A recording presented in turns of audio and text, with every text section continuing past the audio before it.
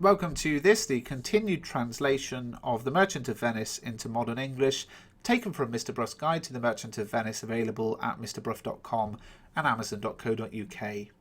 So Nerissa then says, well, what say you then to Falconbridge, the young Baron of England? You know, this guy Falconbridge, the young English Baron. And Portia says, you know I say nothing to him, for he understands not me nor I him. He hath neither Latin, French, nor Italian, and you will come into the court and swear that I have a poor pennyworth in the English. He is a proper man's picture, but alas, who can be conversed with a dumb show? How oddly he is suited! I think he bought his doublet in Italy, his roundhose in France, his bonnet in Germany, and his behaviour everywhere.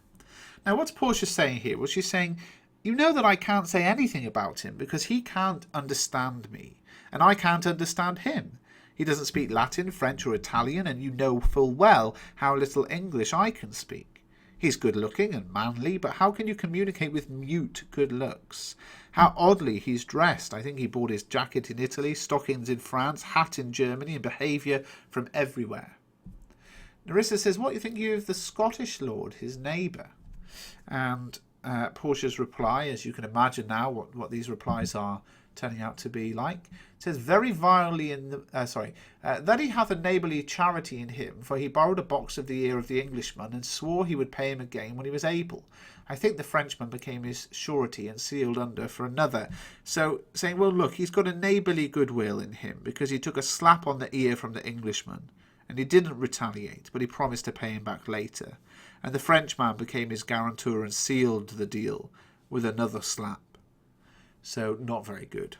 Nerissa says, how like you the young German, the Duke of Saxony's nephew? So how do you like that German guy? And she also says, Portia's reply is, very vilely in the morning when he's sober, most vilely in the afternoon when he's drunk. When he's best he is a little worse than a man, and when he's worst he's a little better than a beast, and the worst fall that ever fell. I hope I shall make shift to go without him. Now what she's saying, he's very disagreeable, he's very unfriendly in the morning when he's sober. He's most disagreeable in the afternoon when he's drunk, and at best he's a little less than a man, and at worst he's a little better than an animal. And if he had a tragic accident, I'm sure I would find a way to go on without him. So all of this is quite humorous from Portia, and also gives us the backstory that lots of men want her.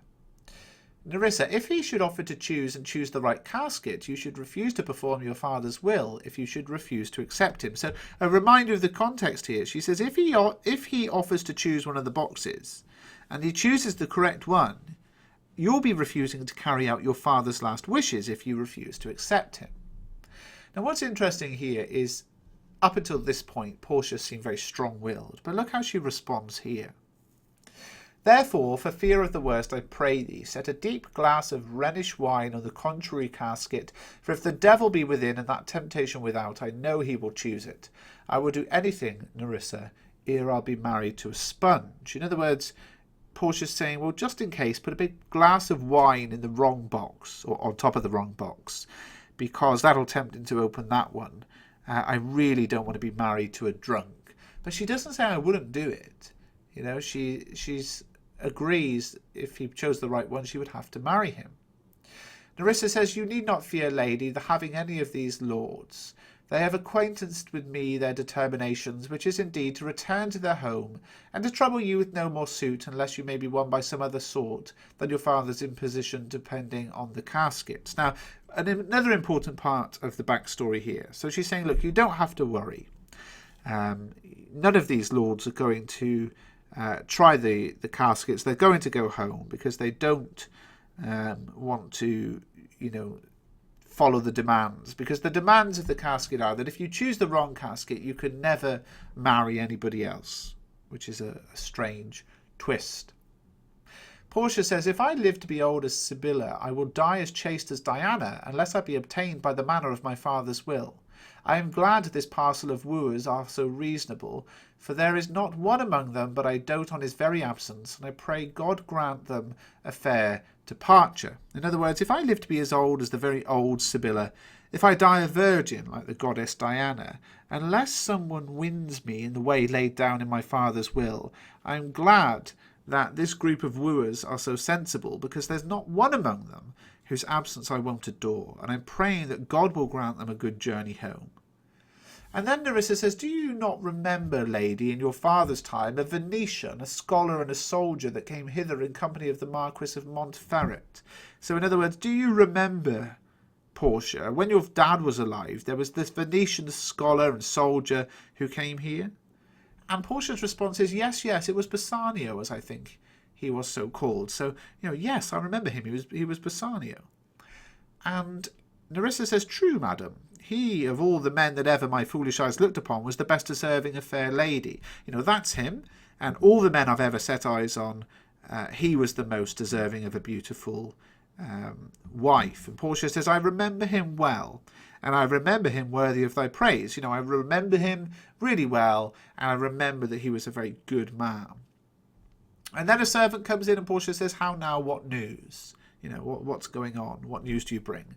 And the servant says, the 4 strangers seek for you, madam, to take their leave. And there is a forerunner come from a 5th, the Prince of Morocco, who brings word the prince's master will be here tonight. So in other words, the 4 people who were trying to woo you, that we've just gone through in the list, they want to see you because they're off now. They want to say goodbye. And there's another man coming, the Prince of Morocco, who says, he's going to be here tonight. And Portia says, if I could bid the 5th welcome with so good a heart as I can bid the other 4 farewell, I should be glad of his approach. If he hath the condition of a saint and the complexion of a devil, I had rather he should shrive me than wive me. A little bit of racism, casual racism coming in here. If I could welcome this 5th suitor with as happy a heart as I'm saying farewell to the other 4, I would be glad of his arrival. If he is as good as a saint but as dark as the devil, talking about his dark skin here, I would rather he listen to my confession than marry me.